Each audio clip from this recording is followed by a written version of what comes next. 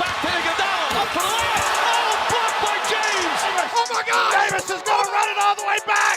Auburn's going to win the football game. Tatum drives down and throws it down. Wow. To throw, rainbows it down the right side for Kyle Pitts. He's got it. He's there. Touchdown. Oh, my. Oh my indeed. Welcome back everyone to the Sports Bits podcast with Moko, here to talk about all things Florida Gators football and Boston Celtics. Please follow me on Twitter at SportsBitsPod to get live updates, tweets, and reactions on games, and also updates on any of the teams that I cover. And for on Apple Podcasts, please leave a 5-star review and listen to the podcast. It'd be much appreciated because we also have Spotify and YouTube. So if you're on YouTube, just give a like, share, and subscribe. And if you're on Spotify, just subscribe and listen to the podcast. So today on the Celtics side is just me and Reed today, but we got a lot of stuff to go through. Yeah, we got a lot of stuff to go through, man. This last slate of games have been like really draining on my soul because the back-to-back Hawks games, and then the Pelicans game was a nail biter, which it shouldn't have been.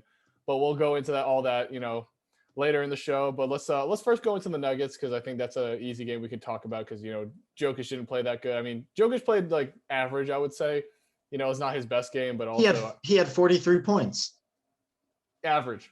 Okay, for him, to be fair. But if you're looking at his fantasy points, an average day for him. That is an average day. Yeah, because I do have funny enough, I have Joker on my fantasy team, so that's why I'm able to follow him and the Nuggets as well.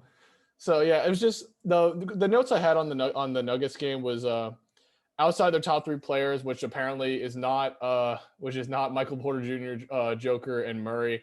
It's funny enough, it was Campazzo, Joker, and Murray who are the top 3 players, and everyone else just like crap the bed. That's right. I picked up MPJ, which roster. What'd you say, Reed? I said I picked up Campazzo on my fantasy team last week. Oh my, yeah, it's a lucky day. But yeah, Campazzo really did well for them. Like 15 points, 8 assists, like that's not bad. Like I mean, I'm also especially for a rookie. He is a what? Especially for a rookie, that's a solid stat line. A rookie, but also like he's mainly a bench player, and also he's 5'10". So for him, like that's an IT type of stat. I would relatively say maybe a better passer, but that's pretty good for him. I mean, Joker's pretty average. Jamal Murray did pretty average for like what their usual numbers are. But just seeing Campazzo really step up for them in that game when MPJ couldn't, it's pretty good. I mean, the rest of the team, rest of the bench, and also the rest of the players that played did not score over 6 points. It was only the top 3 guys who scored 15 plus. And, I'm just going to ask you, Reed, like, what do you think of the Nuggets currently, and also about Campazzo? Like, do you have anything to say about Campazzo real quick? I mean, honestly, watching him play, like, he seems like he really knows what he's doing on the court. You know what I'm saying? Like, he's obviously comfortable with it, and he's fit into, like, that playmaker role more so on their team, because obviously Jokic is an amazing playmaker, but Jamal Murray is he's more of a scorer. For the Celtics Nuggets game, he had 6 assists, which is really solid for him, but usually he's a scorer. So it's really nice to see someone else come in and pick up that extra slack. Yeah, especially since PJ came off the injury, and this is like his probably around 3rd, 4th game. I don't exactly remember when he came back, but he's came back recently, so he's trying, I guess he's still trying to adjust to the team and all. And the other note I have that really stood out was the rebounding. So the Celtics actually out-rebounded the Nuggets that game, and that's 43-38. And we've been saying this every week. The Celtics really got to out-rebound, or at least comparably rebound to the other team to actually win. And, I mean, Reed, like, thinking about Joker is not really as a rebounder. He's more of a playmaker, offensive guy. Like, is that a surprise that, that we out-rebounded them that game? I mean, honestly, it doesn't surprise me too much, because we know that, Jamal Murray does not pick up a crazy amount of rebounds. MPJ, he can, and he did. He picked up 7 rebounds, which is solid. But yeah, Jokic typically is more of a playmaker, still picked up 6 rebounds. But it doesn't surprise me that much, honestly, especially when you have Campazzo starting, 5'10". He's obviously not going to pick up that many boards. That is fair. And I don't see the Nuggets as like a big time rebounding team, like, like looking at like a Andre Drummond or the Cavs, or you're looking at you can even say the Nets. You want to talk about DeAndre Jordan for how much of I mean, he picks up some boards. He picks up boards, but he's slow as hell. But that's besides the point. Too slow. I have so much to say about DJ. Yeah, as a Nets fan. Next time the Nets play the Celtics, we'll definitely be breaking that down hard. Oh, But yeah, yeah, the last for thing sure. that really stuck out to me was the true shooting percentages for each team. So of course, usually true shooting percentage is like a little indicator of who wins. So of course, the Celtics outshot the Nuggets 62% to 54. I think the Nuggets their 3-point percentage wasn't the 3 points weren't really falling. Of course, Jamal Murray was perfect from. Oh, actually, no, he's perfect from the free throw line. But for 3 points, he was 4 for 8. That's pretty good. I mean, Joker 3 for 5. That's really good. So those 3 guys did really well, and the rest of the team really just went 0. So Yeah, I I mean, mean their whole bench didn't score a single three. that's tough because you look at the Jazz game where Jordan Clarkson and a few other guys like Bogey were shooting threes off the bench, Mm-hmm. which is Oh really yeah. good. Well, actually, I think Bogey's a starter. But besides the point, he's usually a bench player. But yeah, they're usually really good at shooting. So I've noticed a little trend that if you can't outshoot the Celtics, I think the Celtics are able to win, like especially at the 3-point line. And also talking about Kemba Walker, who usually is throwing up bricks at the 3-point line, is usually the reason why we lose because like this game he was 3 for 8. So that's kind of another indicator like he's not making his threes, and that Yeah. on And I mean, a team that's a good shooting team would usually kill us 3-point. oh yeah, I mean, well, we saw it happen with the Jazz. I think it was last week or the week before, but yeah, I mean, it's all about the perimeter defense, and with Marcus Smart out, it's really tough to have good perimeter defense as the Celtics because you don't have that many small guys who are solid defenders. I mean, you have Pritchard now, and he's getting solid minutes, but yeah, with Marcus Smart out, it is tough to have a solid offensive line. Again, I will always preach to put Pritchard in the starting lineup, give him that full 25, 30 minutes, and just leave and trade Kemba. But we'll talk about that later. So I want to talk about the Hawks games up next. The first note I had, which was like, this note was taken at the first game, after the first game, not the second game when we won. But the first game, Trey tore the Celtics a new one. That was my first thing. So basically, yeah, so Trey just completely destroyed the Celtics first game, out shooting them like crazy. Efficiency is the first thing that came to mind for that game. I mean, he went 14 for 20 from the field. That's just insane. And Clint Capella went 10 for 13. So that was just a solid night for all the Hawks, pretty much, except for Gallinari. But other than that, I mean, pretty much all the Hawks had a really solid night. I mean, they shot as a team 57% from the field. That's crazy. I was about to mention at least Trae Young's. I didn't really look at Clint Capella's or any of the other guys' numbers, but that's really good to see the team shooting like that. The Hawks making it known that they're like a respectable team. Oh yeah, it's just kind of definitely. funny we're talking about Gallinari because I remember you had Gallinari on the fantasy team, and that's I was holding him for a while because I was like, all right, well, he's coming off this injury. Maybe once he gets a couple more minutes, he'll start to put up some real numbers. But I mean, he played 25 minutes and went 3 for 13. So I'm glad I dropped him. Yeah, there we go. Yeah, because it's just funny to see how well the Hawks have been playing. Of course, like it's run through Trae Young, and they have their other shooters, and then Clint Capella is a big, rim runner, rebounder type guy, and also just good defensively. So it's kind of a good pairing, I guess, for Trae Young and a lot of the perimeter guys. But I think that the thing that's really working for the Hawks this season is the role that Trae Young has taken, not only as a scorer but as a playmaker as well. He's dishing out dimes left and right. I'm pretty sure he's like 3rd or 4th in assists right now for the whole league. Really?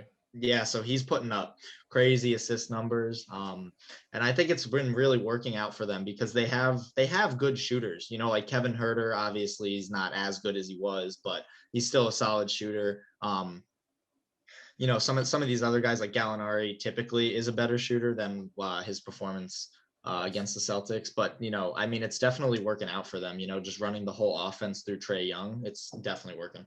Yeah, and I can also speak on Cam Reddish because I used to watch him at Duke before he came to the Hawks, and he was really good in college. He didn't really really do well his first couple of years, but now he's stepping up and taking a big role in the offense.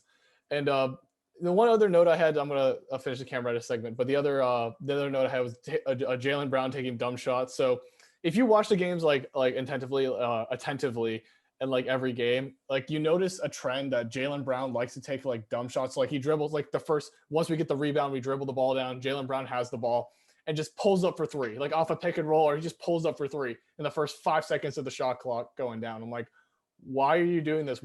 My thought is that we should just be pick and rolls, moving the ball around, trying to get a good clean shot. But Jaylen Brown just pulls up, and like he's about 50-50 on those shots, like from what I remember throughout this whole season, because this is like a consistent trend for him. Like he doesn't give time for the offense to flow and try to make a good play. like during that like 24-second time.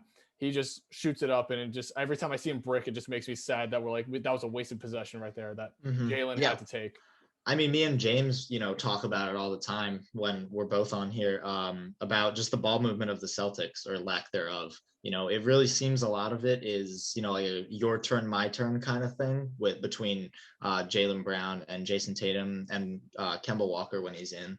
So, and I just don't see it working out because there's just not enough playmakers on the Celtics right now, or someone needs to step up and be that playmaker. And I think once that happens, then, the offense gets flowing and you have, a little bit more ball movement and, start knocking down some of those open shots. But a lot of contested looks for the Celtics for sure. Yeah, it's sucks because I really think Brad Stevens is a really good coach. I don't want to knock on him just yet because he's proven he's a really good coach, especially in the postseason, scheming against players.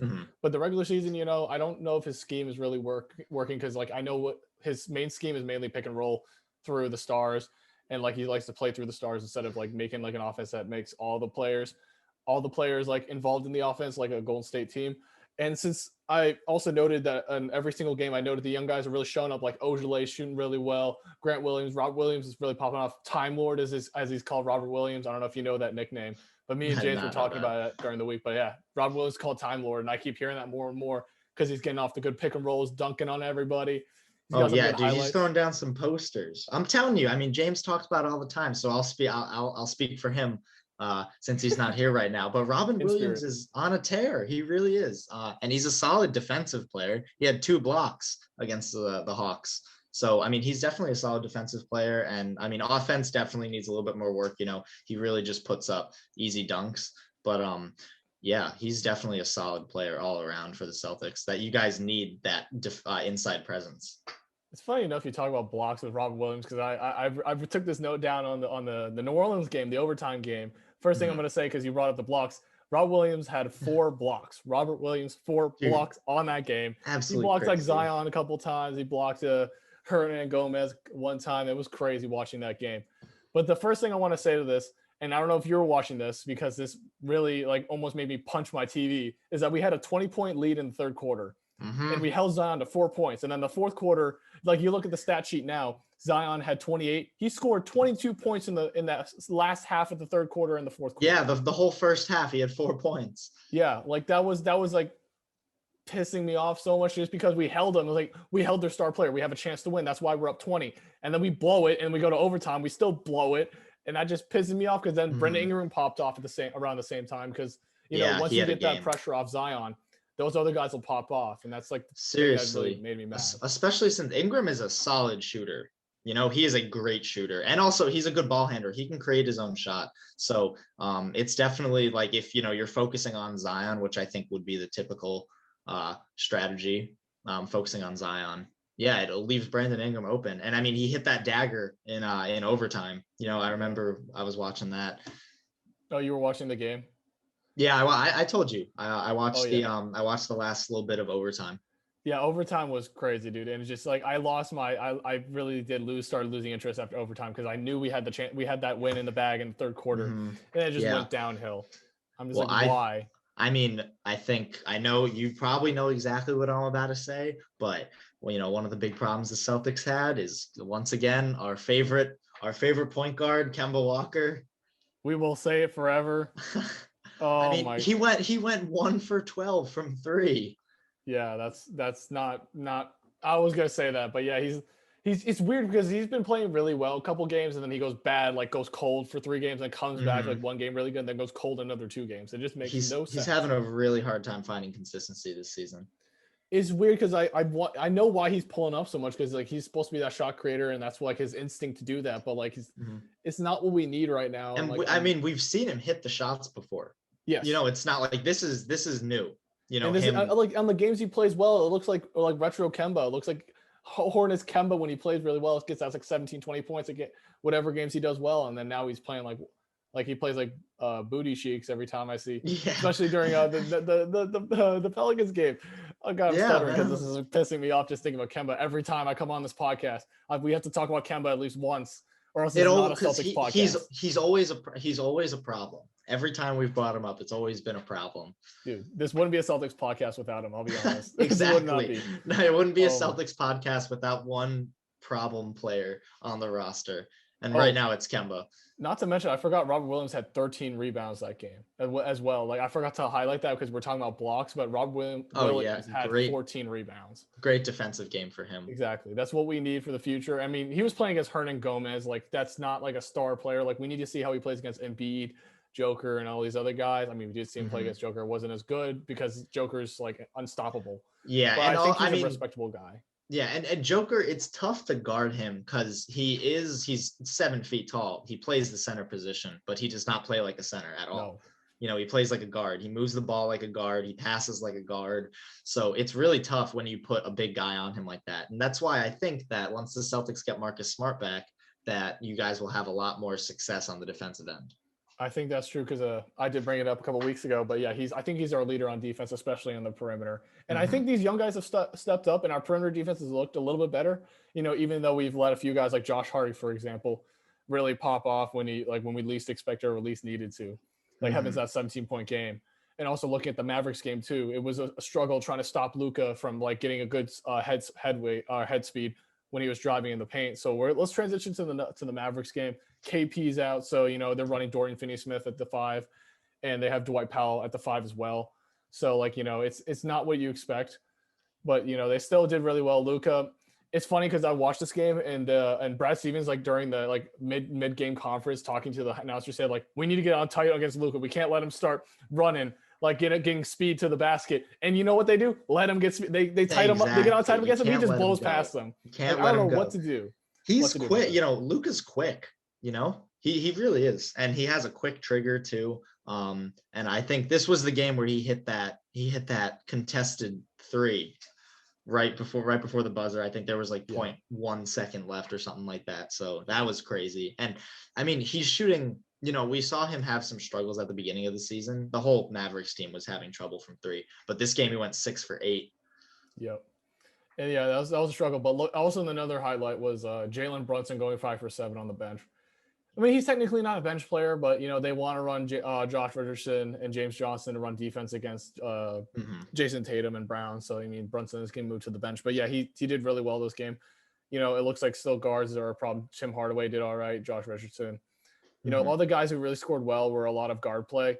So, you know, the big man didn't really have a big of an impact just because, you know, there's no KP back. And KP, even when he has been playing, is, you know, he's playing like injured KP. So, like, there's not much you can expect from that. He's definitely scared to injure himself again. I can tell, you know, just by looking at him for the games that he was playing. Yeah, there is that little fear that a lot of some players get, you know, when they get off injury. And it's just not, you know, hinders their play. Yeah, but I think, you know, there is some hope I saw in this game, even though we had a loss. You know, Semi Ojeleye 3 for 4 and 2 for 3 at the 3-point line. 8 points, you know, that's solid for him. Pritchard 7 points is solid for him on the bench for how many minutes he's getting. He should get more, but yeah, for him that's pretty solid. You know, and then they have Tice. Tice did not play as well as we want to. Like, of course he came off a wrist injury, so it's kind of understandable. But still, like, if once he gets back to, you know, shooting like almost perfect at the 3-point line, I think we'll be fine. For Tice. Yeah, no, that sharpshooter Tice is dangerous. I'm telling you. Sharpshooter he is. You know, I'm actually curious. I'm gonna let's see what his nicknames are. Vanilla Tice is his nickname. I like that. I like Vanilla Tice. That's a solid one. He doesn't get cold like ice cream, bro. He's actually heat from 3. Oh my! I don't know why I just thought of that. But yeah, he is. I've actually no, and I'm being serious when I say this. He is pretty consistent from 3. Because he does not take, I mean, obviously the Mavericks game is not a good example. He went 0 for 2. But typically, he obviously, since he's a big guy, he only takes good looks from 3. Yeah. You know, so he's efficient from 3. No doubt about that. Oh, efficient, yes, for like 2 or 3 shots. But, you know, those 2 or 3 shots come in clutch when you need them. You know, oh, yeah. No, I mean, if he goes 2 for 3 or 2 for 4 from 3 like a night, that's solid for a big man, you know?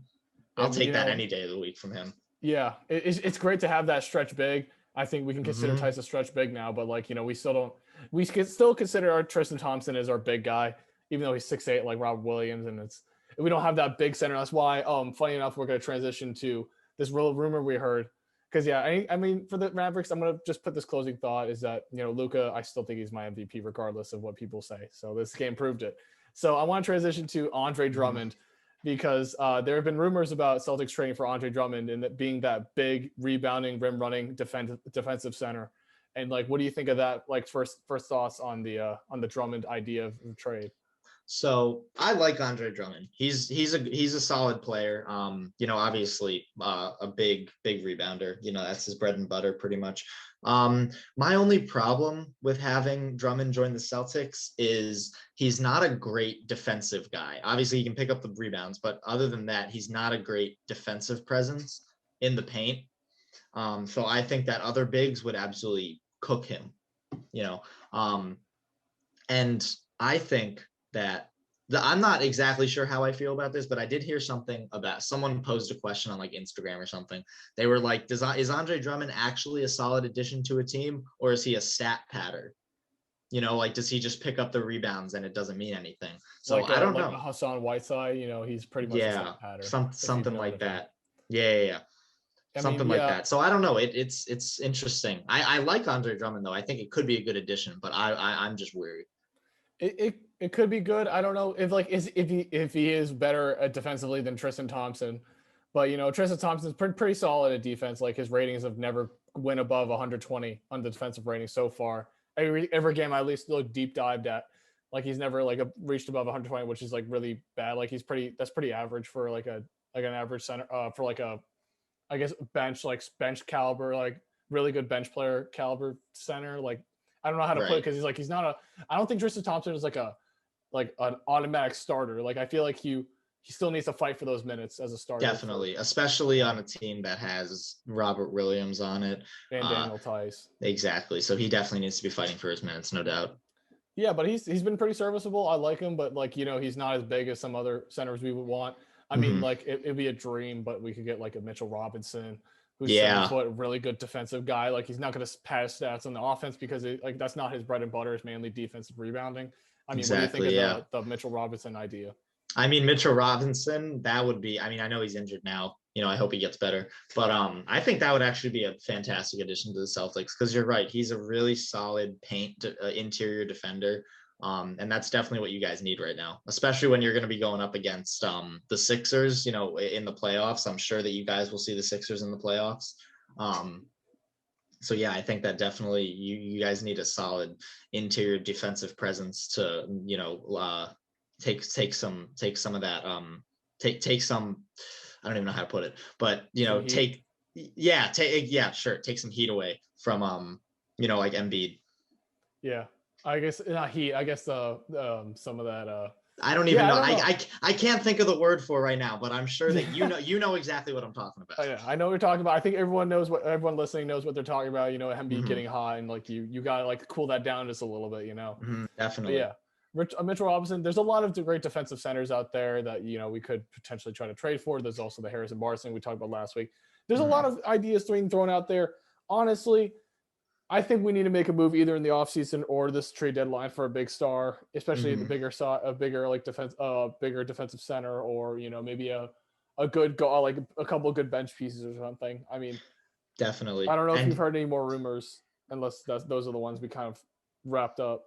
I haven't heard any Celtics rumors. Obviously I'm a Nets fan, so I've heard a couple of the Nets rumors. I know that. What are those? Let's hear them for any of them. So I know that one of the ones that interested me the most was DeMarcus Cousins just got waived by the Rockets. So Celtics pick up DeMarcus Cousins. Well, okay. So my only problem with DeMarcus Cousins is, so if the Celtics pick him up, I think he would be a pretty solid addition, and he would be a solid addition to the Nets. But my only problem with DeMarcus Cousins is that he is a shell of his former self. I mean, he's 6'11". I don't know exactly how much he weighs, but he's definitely pushing like 260, 270, maybe 250, but whatever. He's a big guy, and he was just a freight train, because he wasn't slow either, like he wasn't like this big, like lanky guy. On defense, he's a little bit slow, but on offense, he's a solid addition. But he doesn't play like that anymore. He had too many injuries. So I don't know how I feel about him. That's actually kind of funny. This is a great transition point. Talking about DeMarcus Cousins is that our 1 minute hot take today is actually about most likely trade / pickups happening before the deadline. And I know we talked about DeMarcus Cousins a little bit. Like, where do you think he's going to land since we just, raved about DeMarcus, or not really raved, but, kind of analyze what DeMarcus Cousins is currently in his state? I think that I know the Nets are looking to pick him up. So I think that that's definitely a solid option for him, especially since the Nets are obviously a contender this year. So I think that, he might be looking to win a ring. I don't know who else would really want him, to be honest with you. I mean, seriously, because I don't want to hate on Boogie, but he's just not the same anymore. That is fair. I mean, I think he's trying to go to a contender, and I don't think there's many contenders that need a center. And I wouldn't consider the Celtics a contender just yet. So I don't think he'll want to go to the Celtics if he wanted to. I mean, you could look at maybe, I don't know. The Bucks are pretty good. They got Brook Lopez, who's been solid. Pacers, they got Miles Turner, who's been really good, leading the leagues in blocks.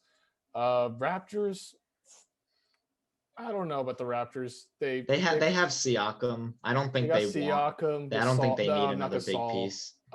Baines, they got Baines, who's been pretty solid. Yeah. I mean, on the Western side, there's not really anybody who I would see like they would want him.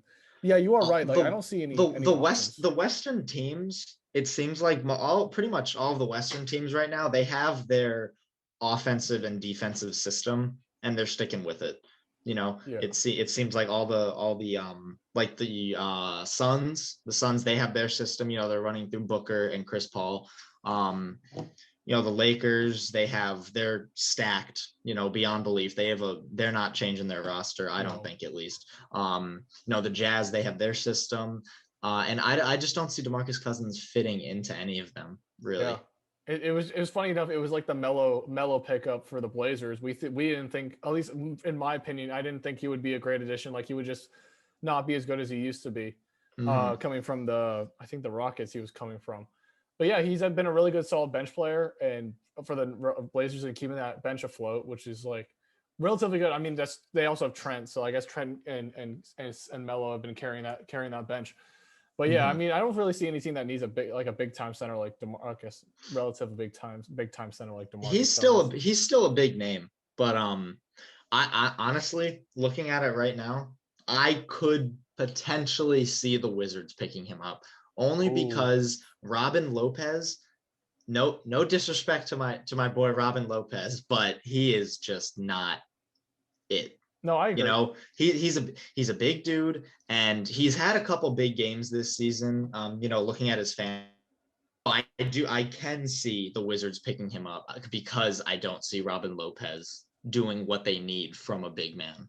Yeah, you just froze, but I know what you're kind of saying about the Wizards. You froze a little bit earlier as well, but I was basically just saying that.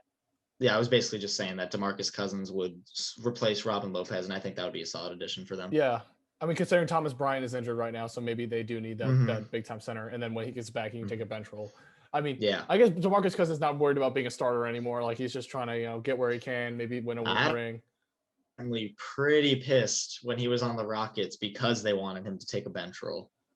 I think, yeah, he was, but I think now he's humbled up a little bit just because he understands. I think he understands his role now in the NBA. I hope so, because if he has no business being a starter.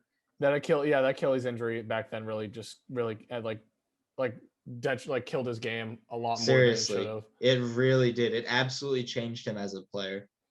And a lot of players, funny enough, don't come back from Achilles. I think didn't KD have an Achilles injury? Yeah, he tore his Achilles. And he came back a while ago, or he came back from a pretty long hiatus. And he's still feeling the effects of it. I mean, he's been out for 5 games in a row now, I think. Yeah. Which was coming off of one game. Yep. He came off of missing 5 or 6 games or something, then played one game, and then now he's out again. So he's having trouble staying healthy, which annoys the hell out of me as a Nets fan, and because he's on my fantasy roster. Yeah, I was the only reason because I knew KD had the Achilles, and that really hurt his play time, and also it relates to DeMarcus Cousins just because like a lot of Achilles injuries really do end careers sometimes for players that aren't as big as KD or DeMarcus. Like DeMarcus, if he was like a lesser known bench player, he probably would have ended his career after that Achilles. He probably wouldn't have gotten another signing. But that big name DeMarcus Cousins really gives him that reputation as like, oh, I could be a big because I mean center he when I want was to. an all-star. He was an all-star when he was, like in his prime. So he's just not, that injury really just messed him up. Yeah, I've heard it multiple times about the Achilles, but yeah, I mean, I don't know if there's. Let's go back to the 1 minute hot take. We kind of went on about the Achilles injuries and DeMarcus Cousins. A little bit. Do you think there's any other trades that you could see from any of the teams that you could think about? Because I've heard of a Russell Westbrook trade to the Blazers. It's funny, another rumor I heard. I don't know if they're going to trade McCollum or something, but what do you think of that rumor about the Westbrook? Like a quick minute take on the Westbrook potential trade. I think that for the Wizards, that would be solid. Having CJ McCollum, bringing Westbrook to the Blazers wouldn't. I don't think that would work out. Because Dame's already there. He's a point guard. He's a good shooter, a decent playmaker, who's honestly just going to take shots, probably miss a lot of them. Yeah. Can I pause you real quick? I think I cut out for that entire thing. Yeah, you did freeze. You want to quickly reiterate what you said? Yeah, I'll for real quick. CJ McCollum going to the Wizards, I like, because he's a shot creator and they need more scoring power, the Wizards. Even though I know they have Bradley Beal, but still he's carrying that team. That man's back hurts. Get him some help. However, I don't see Westbrook going to the Blazers as really a great idea, just because they already have Dame. And I think that Westbrook is going to take away shots from their other scorers. Like, he's going to take shots away from McCollum would be going there. But he's going to take shots away from Dame, and he's going to take shots away from Melo. And I just don't really see it working out that well, just because he's not a great scorer anymore. He still is putting up decent numbers. Obviously, Westbrook? He's not. Yeah, Westbrook. He just carried the team to win. I mean, well, okay, yeah, well, that's okay. However, we got to talk about the rest of his season performance, which is not great. So I just don't really see him fitting in Portland. Yeah, I mean that is fair. You did bring up those good points, and I pseudo agree with them. I mean, it could be like a win now move for the Blazers, and they could just say like just Westbrook carry, and we got Dame and Yusuf Nurkic backing you up, so maybe it could work. You've kind of convinced me now that maybe it's not going to work as well. And I mean, I don't know if McCollum is the answer for the number 2. That's like my thing. I don't know if McCollum is the answer for the number 2 on the Blazers. On that team. On the Blazers, yeah, I think they need a better number 2 to back up Dame, and also have someone above Nurkic as well. Okay. So I just got an alert on my phone from ESPN about the Cleveland-Houston game. I just want to bring this up because this is insane. So I love Jared Allen. Jared Allen is one of my favorite players in the whole league. The Fro. Broke my heart when we traded him. But this man against the Rockets put up 26 points and 18 rebounds. Making you guys kind of regret the trade.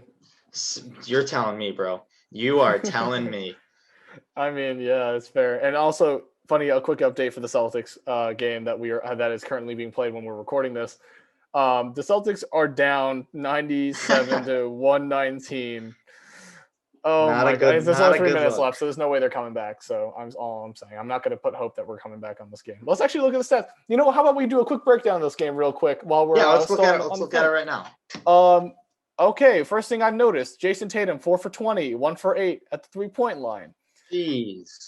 Not good. He 13 points. That's terrible. Jeff Teague is back, and he's shooting 4 for 9, 6 for 6 at the free throw line. He's got 14 points. That's pretty good for Jeff Teague, and I like him. I like him actually in the starting lineup. Same with Pritchard. I mean, it looks like Kemba isn't starting, which is I don't know if that's like a thing that's saying like if Kemba, even though he starts, he sucks, but like we win. I don't know if that's like our lucky charm thing. But yeah, I mean, like looking at this game, like there's not really anything that stands out other than we are not doing as well. Like Tice is 0, Tristan Thompson only has 13, like 13 points, 13 rebounds, which is good for Thompson, but especially when we're losing, like this does not look great. Hey, Trae Young is at 30 points. Tony Snell has 12 points, 4 rebounds, 4 assists.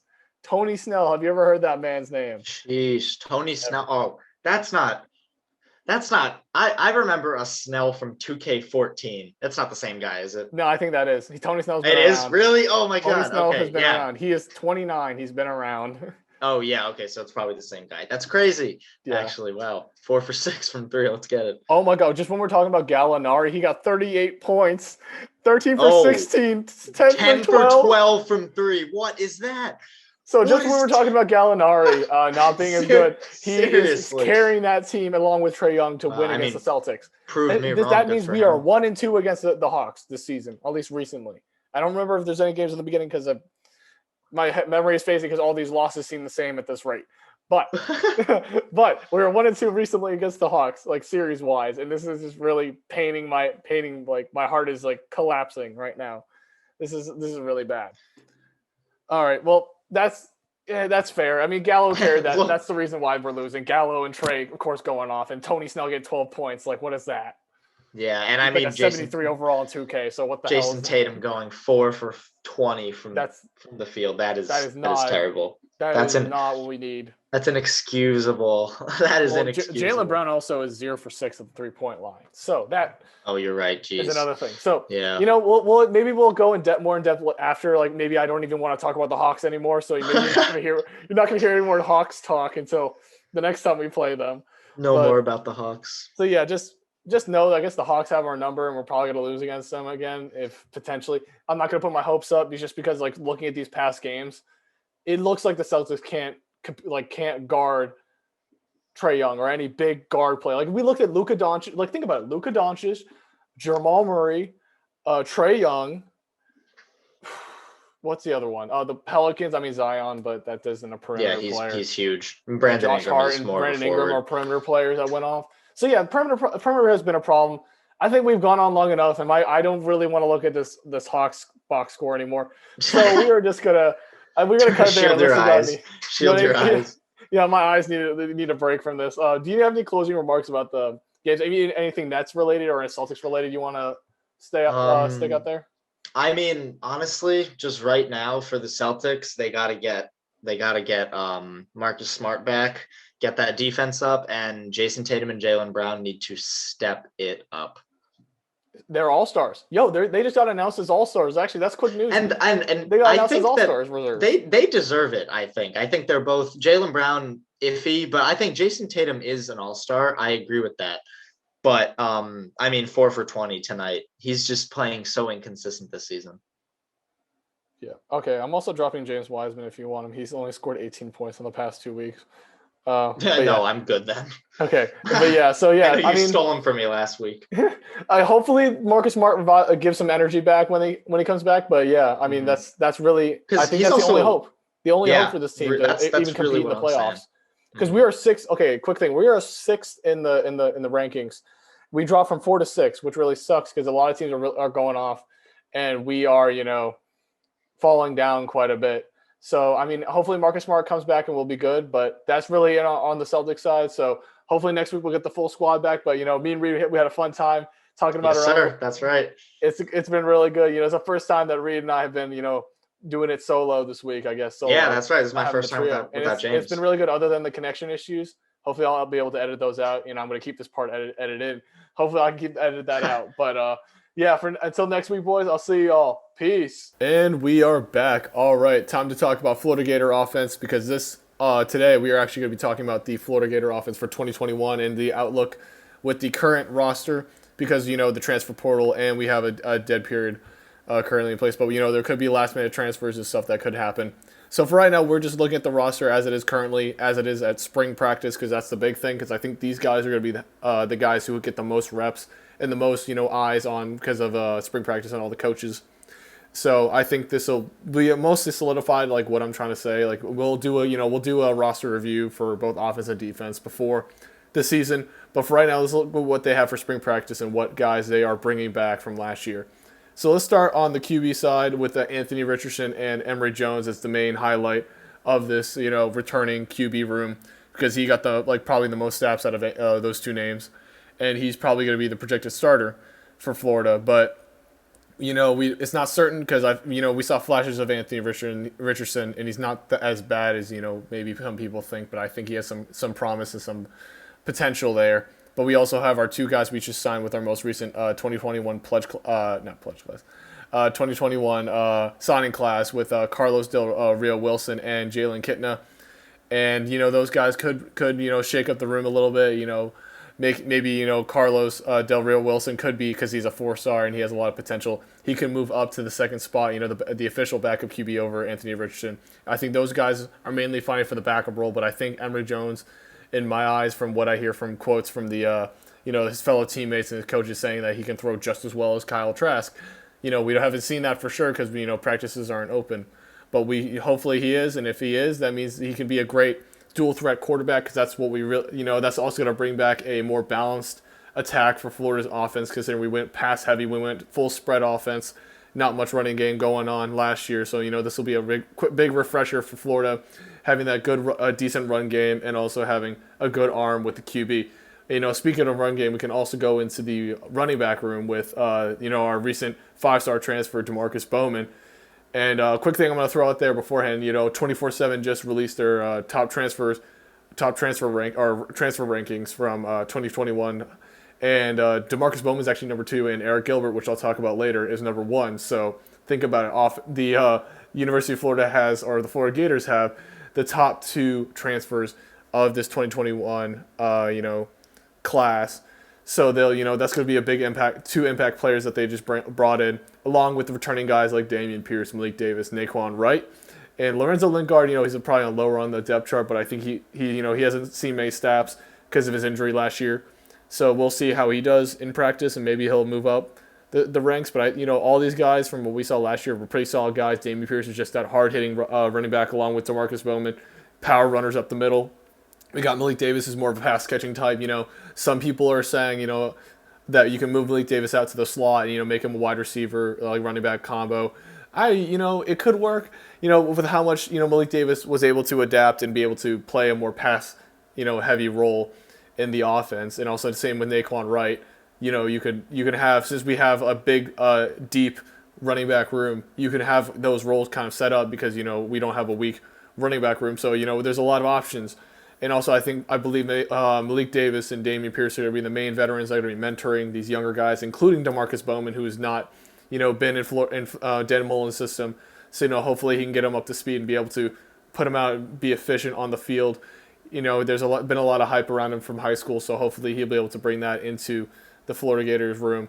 So the big question mark that we have from last year is the tight end room, because Kyle Pitts left, and now we have a bunch of these young, relative young guys or relative inexperienced young guys. But except for we have Kamari Gamble, who's actually technically a junior. Now I think he'll be the main guy, veteran mentorship, and also I think he'll be probably getting the starting role along with Eric Gilbert. We also had flashes of Keon Zipper last year as a freshman, and now he's becoming a sophomore. So hopefully he will be able to. I'm hoping that these years are right when I'm saying them, because I'm reading them off the depth chart. So Keon Zipper, there's some people are projecting Keon Zipper along with Eric Gilbert to be the 2 tight ends, the main guys starting in the lineup. You could have Gamble. You have 3 tight ends you could switch out. Honestly, if Eric Gilbert can be more of a pass catching type, maybe we'll put him out in the slot or something like that instead of having him as a blocking type role, which I think Gamble can fit that better. Eric Gilbert is the bigger guy, but I don't think he's built. He could probably do a mix of passing and blocking. He's an all-around great recruit and a great tight end. So we'll see. And also we have our new guys that came up in the 2021 class, Gage Wilcox and Nick Elksness. Sorry if I mispronounced that, but those guys will also try to be developing under these big names that you see from last year, and also Eric Gilbert, of course. So we'll see how that goes. Eric Gilbert's not able to practice till the summer, so maybe the staff sees, oh my God, we like Keon Zipper, or we like Kamari Gamble better, and we don't see enough of Eric Gilbert until later, and then maybe they'll have to switch him out later in the season. But for right now, it looks like Keon Zipper and Gamble are going to be the main guys starting, because they have the most experience, and also bring back a lot of stuff from last year. So my note for the wide receiver room is that there's not really any standout names. We have guys who started last year, but they're not really standout names. We have Justin Shorter, Jacob Copeland, Xavier Henderson. We had Whittemore play a few snaps as a freshman. So, I really think that, I've looked at some of the clips from practice, and it looks like Jacob Copeland's taking that lead role. He's making a lot of crazy catches from Emory Jones and all the quarterbacks, and I believe he will be the starter along with Justin Shorter with the experience, and Xavier Henderson with the experience as well. So we'll see how that goes. I mean, I think those three will probably be the top three, and the rest, I don't know how that's going to be play out, just because Rick Wells is also another guy who comes back with experience, and same with Jordan Pouncey. So those guys you never really heard too much about. You mainly heard Jacob Copeland, and you heard Justin Shorter a lot last year.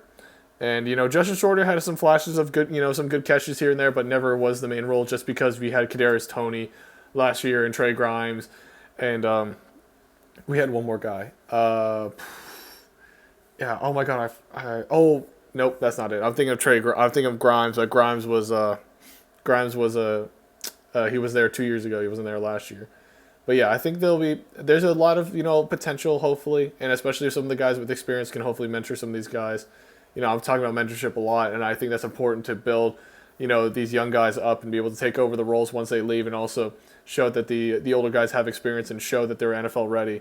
So, that's kind of the thing. Like, they're not just playing to go to the NFL. Maybe they show some more mental and more, intangible type deals for the NFL. So, there's also the last part is the offensive line. We have Stu Reach, Gene Delance returning. Also, Richard Garage is back, and Ethan White is back. So I think those four guys are going to be the main guys that are going to be starting for Florida. And then I think Josh Braun is probably going to be the guy who is also going to start as a freshman, so we'll see about that. But yeah, I think Ethan White. Some people are even saying that Ethan White's going to be a center this year instead of a guard, and it could be possible. I don't know what some of these offensive linemen. Some of the analysts that I've been following on Twitter and stuff have been saying that the offensive line has not been progressing as well as the defensive line. That's the thing they're comparing it to. Because they got what is his name? Daquan White. I forgot his. Yeah, so one of the guys. I'll talk about him next week because that's like the big name that's been going around. I mean, let me check Twitter right now, so I'm not gonna blank on his name because he's been a big impact on the defense, and I actually did comment about him right now. Yeah, Desmond Watson. That's what his name. Desmond Watson, big guy on the defensive line. I think he'll be definitely a guy to look out for on the defense, which I'll talk about next year. But mainly the offensive line. Not many. We have a couple starters from last year. Hopefully that they'll be able to develop, and we won't have a. I think our offensive line last year was okay. It wasn't like Alabama level 5-star. Everyone can lock down the line, but I think with some time in the spring, especially with that, it'll be able to help them progress better, and it'll be able to get them ready for fall compared to last year where we really didn't have too much practice to go off, and you're just going straight into the season, kind of like raw compared to what you usually have to prepare. So I think the offensive line they'll be better, hopefully, but we'll see. I mean, I don't really have much to say about the offensive line. I just need to see those veteran guys really taking the lead role and being able to show some of these younger guys how to play, and also be able to be that lead guy on the line and be able to defend whoever's going to be at quarterback. Especially since we're probably running more balanced offense, we need to have these guys ready for the run game as well. Protecting Emory when he needs to scramble or if he needs to pass. And then we have our big guys up the middle like DeMarcus Bowman and Dameon Pierce. They need to be able to create holes for them in the line. So, there's not many things to really look at. I'm just hoping that they can get their schemes right for next year, because it's going to be a very different scheme compared to the spread offense last year. They're going to more balanced. Maybe even incorporating a lot more. Of course, they're incorporating a lot more QB runs, but also more of just an actual physical run game compared to last year with more of just halfback wheels, or just bring the halfback out or line them up on the edge. Malik Davis was actually a lot in the wideout spot on the left many times. So you don't exactly know where these guys were last year, but this year there's going to be a lot of them under center and them just pounding the rock hopefully until. We can tire out that defense. We can get some openings in play action. Maybe that's probably the offense they're going to run, is a lot more RPO play action type plays with this diverse set of running backs and QB in the QBs, of course, with Emory Jones.